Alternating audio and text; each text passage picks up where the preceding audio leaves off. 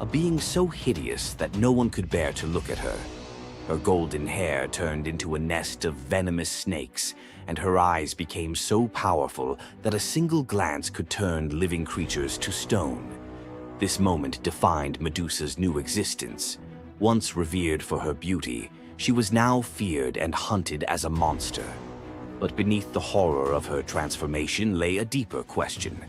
Was Medusa truly cursed, or had she been given a weapon to defend herself in a world that had betrayed her? Medusa fled from civilization, retreating to a remote island where she lived in solitude. Here she came to terms with her new form and the terror it inspired. The snakes in her hair hissed constantly, and her reflection, once a source of pride, was now a weapon she couldn't dare to look at. But the world wouldn't let her rest. Tales of the monster of the island spread across Greece, and soon warriors came seeking glory by trying to slay her. None succeeded. Each challenger who entered her domain fell victim to her petrifying gaze, their bodies forever frozen in stone. Medusa's life became one of survival, fending off those who sought to destroy her while grappling with the isolation of her curse. She was trapped in a cycle of violence she didn't choose, but couldn't escape. As the years passed, Medusa's story became twisted.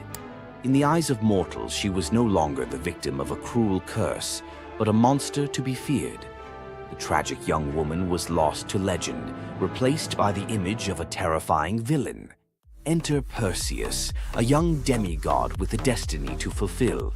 Tasked with bringing back Medusa's head as proof of his strength, Perseus embarked on a perilous journey to find her. But unlike the warriors before him, Perseus wasn't relying solely on his skill. He had the favor of the gods. Athena and Hermes provided Perseus with gifts to help him on his quest. Winged sandals to fly, a reflective shield to avoid Medusa's gaze, and a sword sharp enough to cut through anything. Most importantly, he was given a magical bag to safely carry her severed head. Perseus's journey to Medusa's lair was filled with danger, but none compared to the final challenge, facing the Gorgon herself. When Perseus arrived, Medusa was sleeping. For the first time in years, she looked peaceful, an almost human reminder of who she once was. But Perseus couldn't afford to hesitate.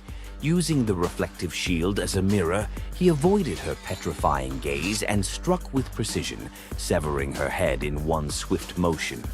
The blood that spilled from Medusa's neck gave birth to two incredible beings, Pegasus, the winged horse, and Chryser, a golden giant. Even in death, Medusa's body produced miracles, a testament to the power she had carried within her. Perseus carried Medusa's severed head back to Greece, where it became both a trophy and a weapon. Her gaze retained its power, turning enemies into stone, and Perseus used it to defeat his foes and protect his people. But Medusa's story didn't end with her death. Over time, her image transformed from that of a monster to a symbol of strength and defiance.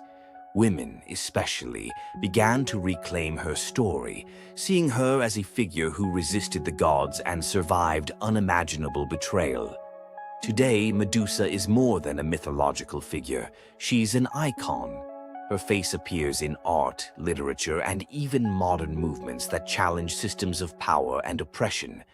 But the question remains, was Medusa truly a monster, or was she a victim of a world that feared her power? Medusa's story is a reminder that myths are more than just tales of gods and heroes. They're reflections of human nature, of the injustices and triumphs we still see today. So, what do you think? Was Medusa a villain, or was she a misunderstood symbol of resilience? Leave your thoughts in the comments. Give this video a like if you found her story as fascinating as we did.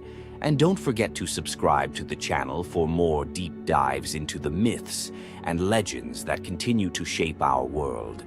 Until next time, keep questioning, keep exploring, and keep looking beyond the surface. We all know Zeus, king of the gods, whose power seems absolute. There's an ancient force even he won't cross. This is the story of how Zeus was humbled by the goddess of night herself, Nyx. Long before Zeus, there were primordial gods who were the universe's core forces. The most powerful was Nyx. Born from chaos, she is the night. Her domain is the inescapable shadow that falls over the world, and her children are forces like Hypnos, god of sleep, and Thanatos, god of death. Our story starts during the Trojan War. A furious Hera wanted to help the Greeks against Zeus's orders. To do it, she needed Zeus asleep. She went to Nyx's son, Hypnos, with an irresistible offer: put the king of the gods into a deep slumber. Hypnos was terrified. He'd helped Hera once before, and when Zeus woke up, his rage was legendary. He hunted Hypnos, ready to hurl him into the sea. The desperate god of sleep fled to his mother, Nyx. When Zeus arrived, he stopped dead. Unwilling to offend the ancient knight, he retreated. Despite the memory, Hera's new offer was too good to pass up. Hypnos put Zeus to sleep, and Hera got her wish. But this story from Homer's Iliad isn't about the trick. It reveals Zeus's deep, reverent fear of offending night. Nyx's power isn't about force. It's her very essence, a cosmic order he dared not challenge. The clash between Zeus and Nyx wasn't a battle of thunder and shadow, but of authority versus primordial power. Nyx's presence alone was enough to remind Zeus that even he has limits. The brilliant order of the day must always give way to the profound mystery of the night. If you enjoyed this trip into mythology's shadows, like this video and subscribe for more. Comment below on which primordial deity you want to see next. Centaurs. Half man, half horse. Heroes or savages? Think you know the full story? Wait until you uncover the darker side of these iconic creatures. Watch till the end to discover what ancient myths don't tell you about the centaurs. In Greek mythology, centaurs were seen as both wild and noble beings. They were often depicted as powerful warriors, famous for their strength and skill in battle. But what if the truth behind them was far more sinister than anyone imagined? While some centaurs, like Chiron, were revered for their wisdom and kindness, many others were violent, uncontrollable creatures. These savage centaurs were known for their drunken brawls and uncontrollable rage. The most infamous event? The Battle of the Lapiths and Centaurs, where they fought against the Lapiths during a wedding feast, leading to a massacre of both men and women. Their brutal behavior was more than just a mythological tale. It symbolized the chaos that could occur when civilization collided with the wild, untamed forces of nature. But why did the Greeks depict centaurs this way? Was it a cautionary tale about the dangers of unchecked power and savagery, or a deeper reflection on humanity's struggle between reason and instinct? The darker truth behind the centaur myth might just hold the key to understanding the wild, primal side of ancient Greek culture. Centaurs are more than just mythical beasts. They represent the conflict within us all. If you're fascinated by the hidden truths of ancient myths, don't forget to subscribe for more dark stories from Greek mythology. Every Monday you log on. Every quarter you hit your targets. Every year you get a new set of KPIs, and every time the boulder rolls right back down the mountain. You feel trapped in a cycle of meaningless repetition. You call it the 9-to-5 grind. The ancient Greeks called it Sisyphus. Sisyphus was not a hero. He was a master manipulator, the most cunning king in all of Greece. He betrayed Zeus to a river god just to get a freshwater spring for his city. But his masterpiece of arrogance? He cheated death itself. When Thanatos, the personification of death, came for him, Sisyphus tricked him, binding him in chains. For days, the world was thrown into chaos. No one could die. Warriors fought endlessly without consequence. The natural order collapsed. The gods finally intervened, freeing Thanatos and dragging Sisyphus to the underworld. But even here, Sisyphus had one last trick. He convinced Hades to let him return to the surface for just one day to punish his wife for not giving him a proper burial. Of course, he never returned. The gods, finally done with his games, devised a punishment that perfectly matched his crime: eternal, meaningless effort. Sisyphus was condemned to push a massive boulder up a steep hill. He would strain, fight, and claw his way to the summit, only for the weight of the universe to drag the rock back down the moment he reached the top. It's the ultimate metaphor for the modern corporate world. You spend 3 months pushing a quarterly report. You reach the summit. You celebrate. Then the boulder rolls down, and the next quarter begins. The goal is never achieved. The progress is an illusion. You are Sisyphus. But here is the revolutionary twist, the secret that transforms the myth. The philosopher Albert Camus saw Sisyphus not as a victim, but as the absurd hero. Sisyphus's freedom doesn't come from escaping the mountain, but from accepting the struggle. The moment he acknowledges the futility, the moment he finds meaning in the push itself, in the sweat, the effort, the sheer defiance of continuing, he defeats the gods. His walk back down the mountain is not a walk of defeat, but a moment of conscious, deliberate choice. It is the moment he chooses to be happy. So, the next time your KPI rolls back down the hill, remember Sisyphus. The goal is irrelevant. The only true freedom is finding joy in the effort, not the outcome. Loki's punishment was brutal. Bound deep within a cavern, his body lashed to 3 jagged rocks with the entrails of his own son. Above him, a serpent hung poised, venom dripping relentlessly onto his exposed skin. This scene, drawn from the poetic Edda and the prose Edda, became a symbol of both divine vengeance and suffering that echoed through Norse legend. But the gods never counted on one presence: Sigyn, Loki's faithful wife. Her hands trembled as she knelt beside him, catching each drop of poison before it could sear his flesh. Her quiet devotion became a fragile shield against the god's wrath. Why did she choose loyalty over escape? The answer reveals a truth about love that endures even when the world itself seems lost to darkness.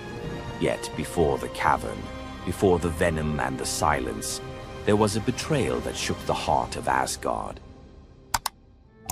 Baldur was the light of Asgard, cherished by gods and mortals alike.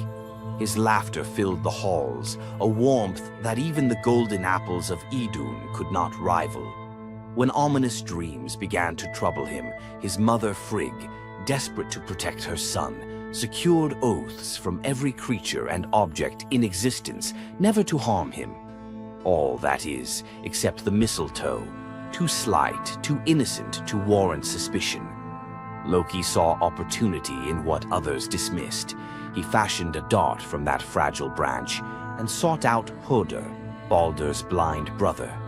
"Here," Loki murmured, placing the weapon in Hoder's uncertain grasp, "let me guide your hand." The dart struck its mark.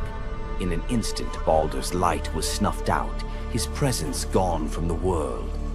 The gods stood in stunned silence, their joy shattered. Loki lingered in the shadows, the faintest smile on his lips, before slipping away unseen. The prose Edda tells us the pyre burned for 9 nights. Baldur's wife, Nanna, overcome with grief, cast herself onto the flames, her spirit entwined with his. The gods heaped treasures upon the funeral bier, Odin's ring Draupnir, Baldur's own ship Hringhorni, to honor him, but no offering could fill the void left behind. The air grew heavy with suspicion. As the smoke twisted skyward, word spread of an old woman whispering to Hoder in the moments before the fatal blow. When Thor forced the truth from a trembling servant, silence fell like a shroud. Loki's name was not spoken, but its weight pressed upon every heart. The gods had tolerated his mischief, his clever lies, even the theft of Sif's hair. But this was different. The poetic Edda names him plainly: Loki, the guileful who brought it about. from which all misfortune came. Odin convened the gods to pass judgment. No mead flowed, no boasts rang out. The All-Father's single eye burned cold as he named Loki Oathbreaker and Kinslayer. Weapons gleamed in restless hands. Even gentle Friar's fingers tightened around his sword. Loki understood the god's fury. He fled Asgard, his mind racing with schemes. As told in the prose Edda, he built a lodge in the mountains, doors on every side, always watching for his pursuers. Still, he could not outrun their vengeance. Odin's gaze found him, even in hiding. When the gods arrived, Loki tried to slip away, transforming into a salmon to evade capture in the river's swift current. But Thor's grip proved stronger than fate. Dragged back through the gates he once helped raise, Loki passed faces twisted with anger and betrayal. The gods' judgment was swift. The path ahead led not to mercy, but to a place where pain and silence waited in the damp and the dark. They forced Loki into the heart of the earth, a cavern where the air pressed cold and heavy, and every sound echoed off stone walls, slick with damp. Water dripped steadily from above, each drop magnifying the hush that settled over the gods as they set to their grim task. The stench of venom lingered, sharp and persistent, mingling with the iron tang of old blood. Odin's single eye caught the flicker of Skadi's movement. A silent nod passed between them, sealing what would come next. 3 massive boulders, freshly gouged with holes, stood ready. The gods had not brought chains or rope. Instead, they made Loki's punishment a reflection of his own chaos. The prose: Edda tells us they transformed one son, Vali, into a wolf who slew his brother, Nari. With the entrails of Nari turned to iron by the god's will, they bound Loki fast, wrists, neck, thighs, and ankles locked tight against the unyielding stone. As the Völuspá declares, with the guts of his ice-cold son, the killer is bound. Each knot and twist was deliberate, a reminder that his own blood now held him captive. The weight of the rocks pressed into his flesh, a constant ache that would never fade.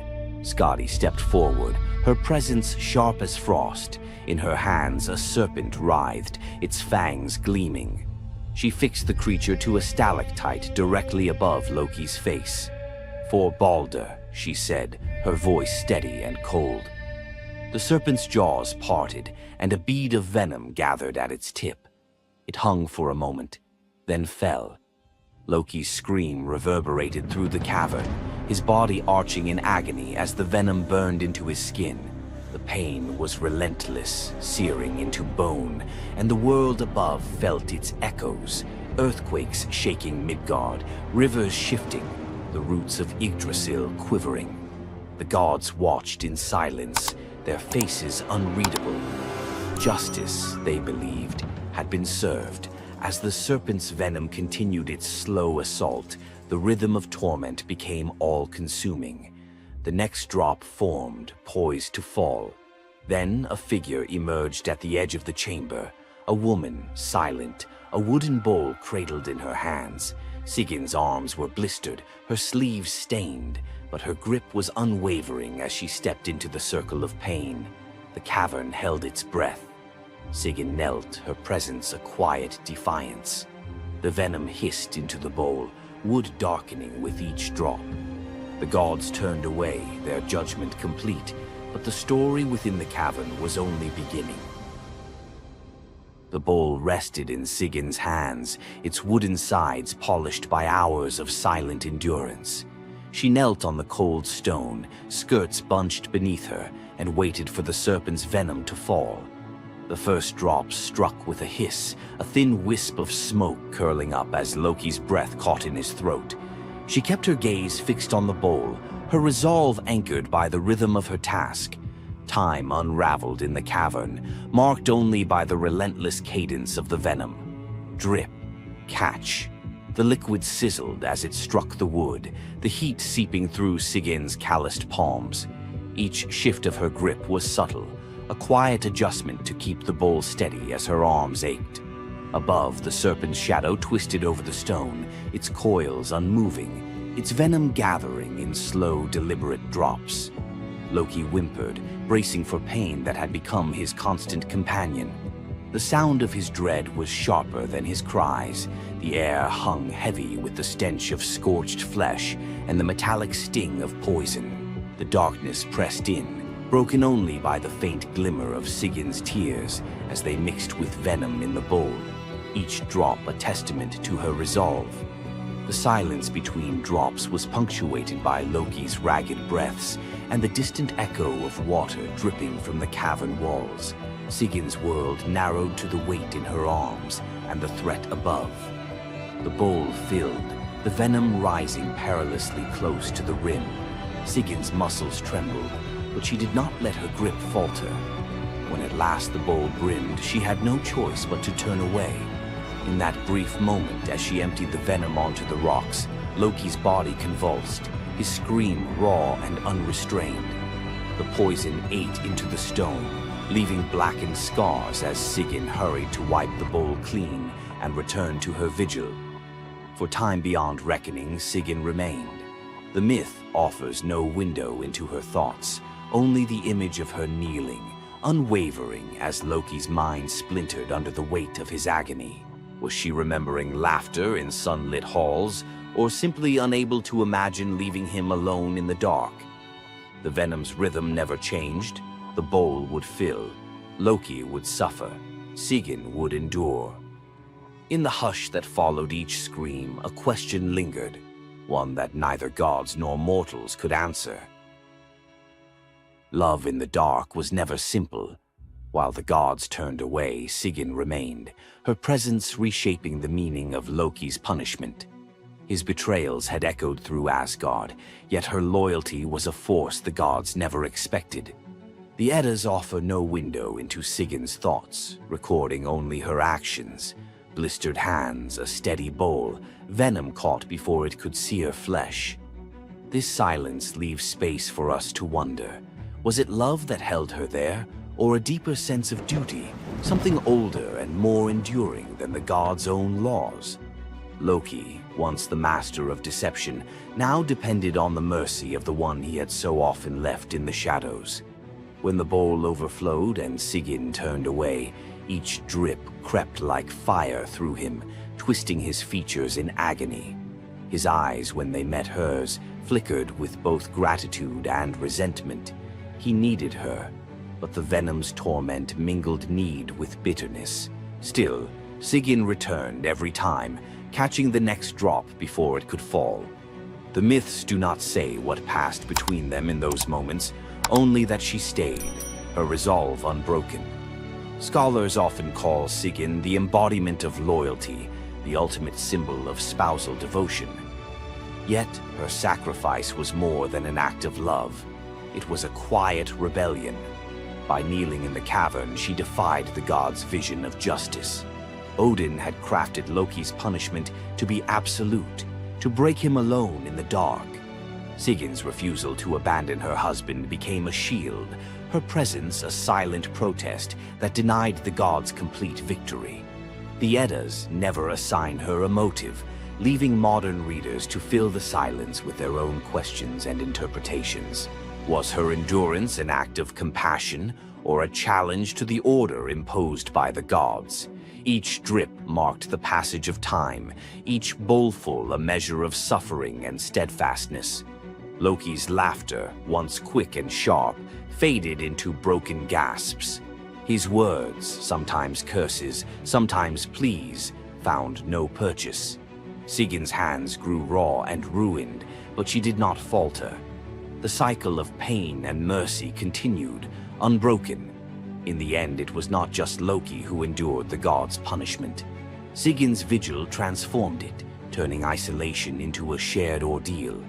In the darkness, her silent defiance and unwavering love became part of the myth, a testament to the power of presence, even when the world has turned away.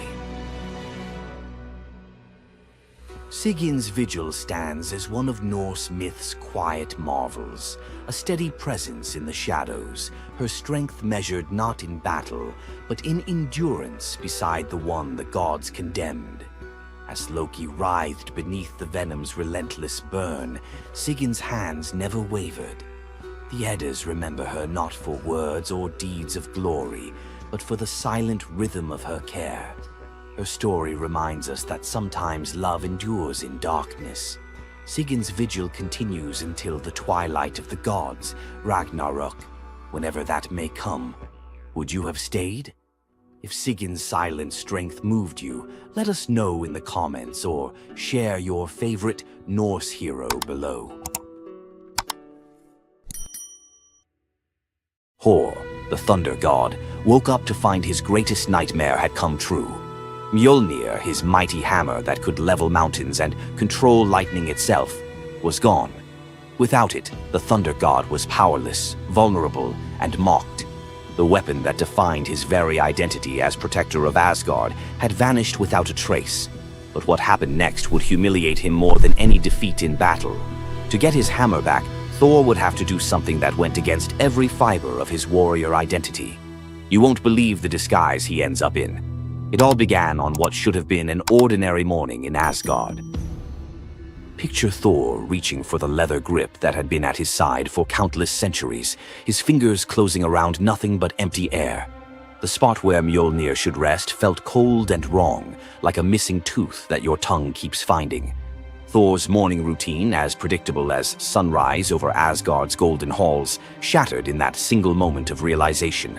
The hammer forged by dwarven masters, the weapon that could summon lightning and level mountains, had vanished without so much as a whisper of sound. The initial shock hit Thor like a physical blow. His hand remained suspended in space, still reaching for what wasn't there. Then panic crept in, cold and relentless.